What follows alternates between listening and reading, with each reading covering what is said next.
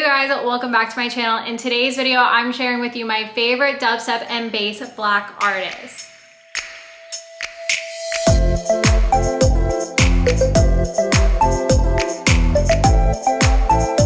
For those that don't know me, my name is Aid. I'm a music festival content creator. I have a blog and a YouTube channel all about going to music festivals, and I did a video of my favorite house and techno black artists, so I decided to do a part 2 to that video and share with you guys my favorite dubstep and bass artists. Things are still happening. Black lives still matter. I will put some resources down below for you guys. Things are still happening. They're opening a case for Breonna Taylor, which is really great.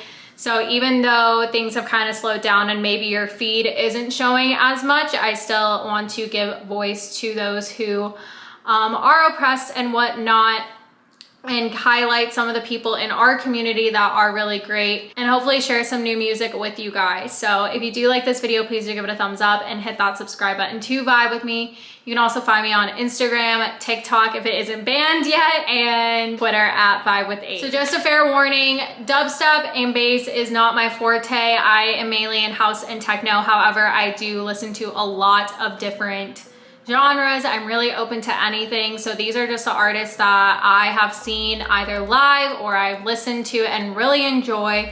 The list is pretty small, so if you have any more, feel free to comment it down below. And I also did have some where they don't really fall. I probably could have included them in the house and techno video, and they don't really fall in the bass and dubstep video, so I could do another one to these, but let me know if you guys are interested in that. I also hope to do some type of history of EDM. I'm still working on getting that together to maybe do a podcast episode for that, so we'll kind of see where we go from that. First artist I want to talk about is 12th Planet. I can't do a dubstep and bass video and not talk about 12th Planet. He was definitely the pioneer into bringing dubstep to America.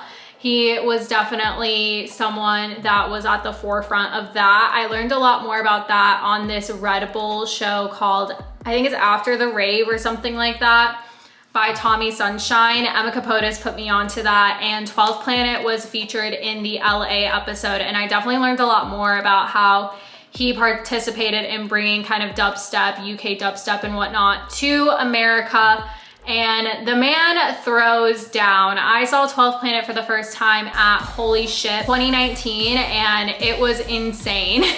He is good at what he does. He definitely gets the energy going, and he's also just a really nice guy from what I've seen from social media and from interactions and stuff, and watching him on the video and everything, the Red Bull video.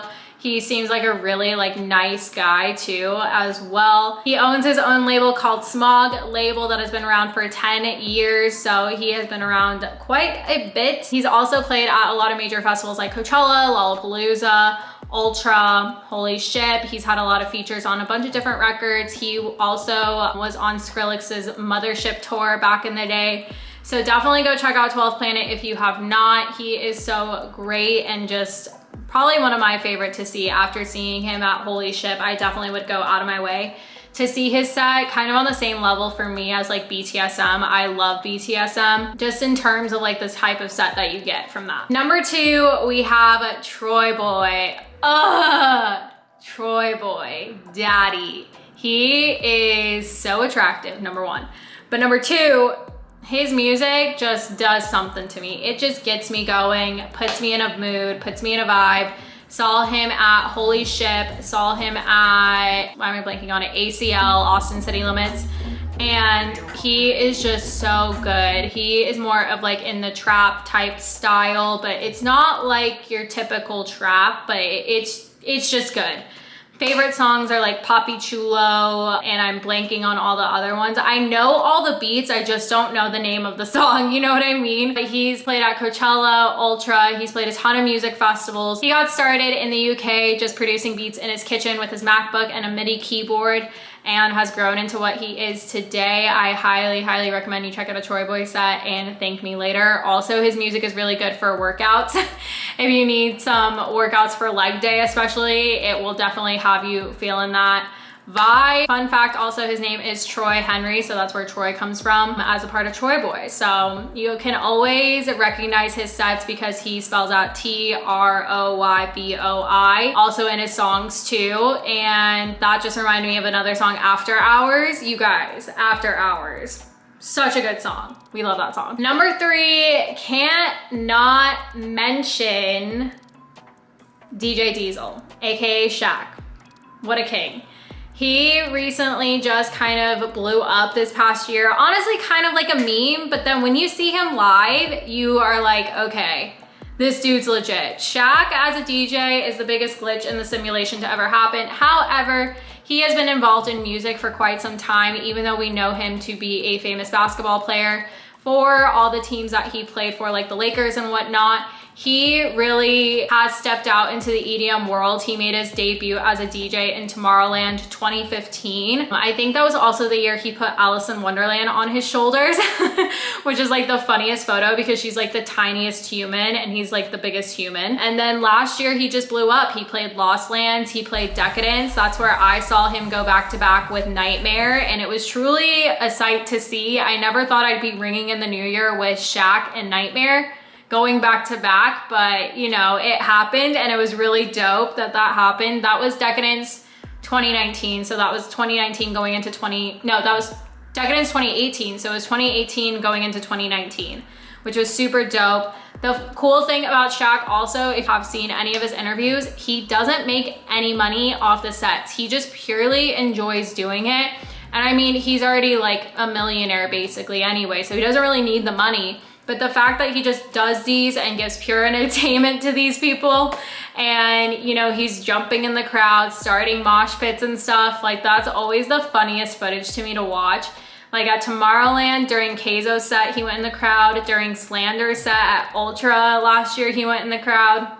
He just seems like honestly one of the coolest people ever. He has some songs out. I haven't checked them out, but you know, his sets are just always really fun, high energy, and seeing a 7-foot tall person play music that you grew up watching play basketball is just still mind-boggling, but it's so entertaining. Number 4, we have Say My Name. You know, it's pretty surprising probably to you guys that I actually really love Say My Name.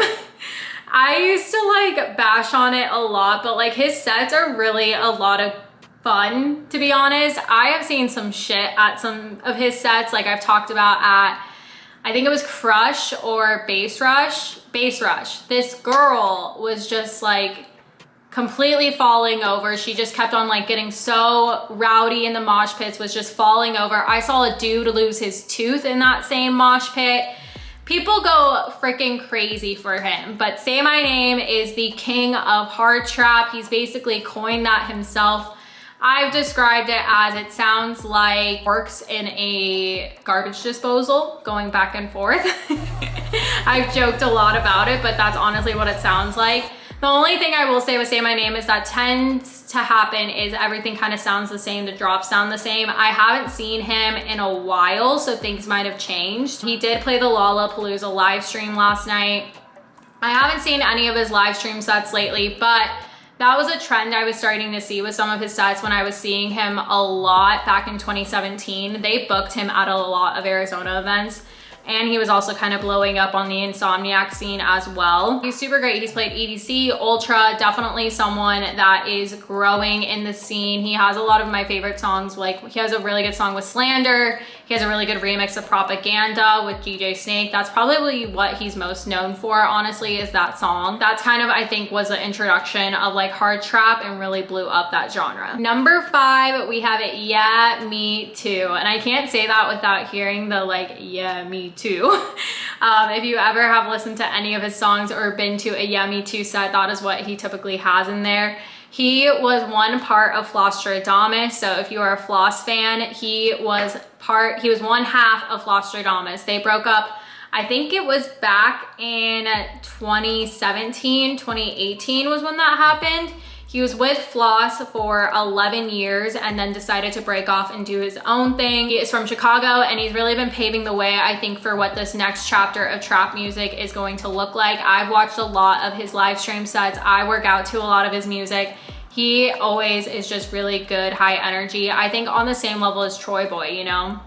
They sound very different, but in terms of like just like a good ass time of a set, I would go to any one of those, you know what I mean? And he also is very open and transparent about his mental health issues, also that he has a wife and a kid, which I think you don't see a whole lot of in the community when people talk about that. I mean, you don't really see a lot of people talk about their significant others or that they have kids or anything, but even in one of his live stream sites, you see the mom and the kid in the kitchen and they're all just having a good time, and it looks like they're having a great time, you know, watching dad play on the decks and stuff. So I think it's really cool that he's really open and honest about that. Also, the fact that he's been in the scene for so long gives him a lot of credibility, and you know, it's really nice when you hear artists talk about that stuff and be open about it and be an advocate for it too. And then the last one I will mention is Francis Darrell. I did actually see a set of his, I think a little bit. I forget which Arizona festival it was, but that was my first time ever seeing it. I want to say it was Decadence, like 2018? No, or 2017. I can't remember.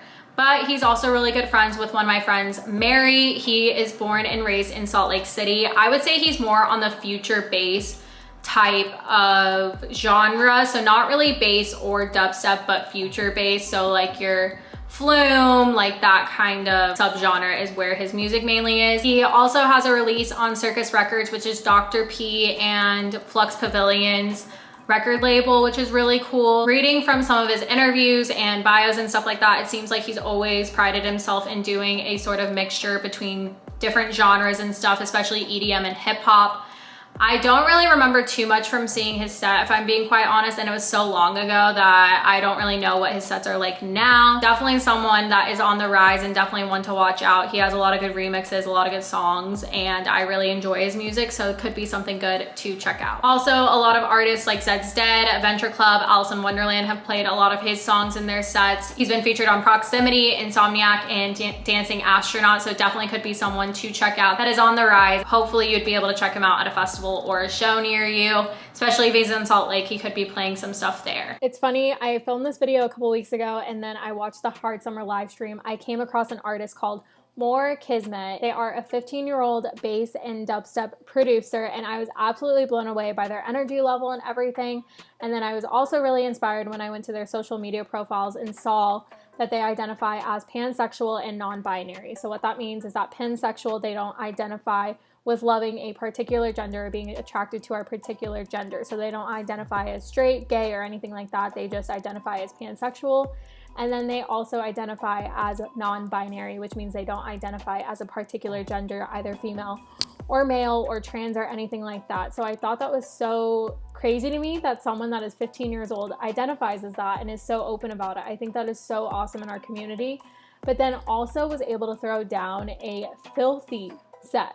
So I definitely recommend you check out Kismet. I just featured them on my blog. They just came out with an EP, so definitely go check it out. And yeah, this is definitely someone to watch and keep an eye out for sure. I was just totally impressed and surprised. So I hope that is another artist that you can add to your list. So that is it for today's video. I hope you guys liked this video. If you did, please do go to a thumbs up, hit that subscribe button to vibe with me. Let me know any other artists that I might have missed. I know there's a list of artists that I did miss, like Craze, Dookie Sound, a lot more that I'm blanking on. K Tronada, I should have put in the house video. I don't know why I didn't mention K Tronada. So I know that there's a list of artists that I missed, but I just don't listen to them or have never seen a set from them or a live stream or anything like that. You guys know I will listen to anything, so comment down any artists that I might have missed. Let me know what's up. I hope you guys are staying safe and healthy out there, and I will see you in the next one. Bye.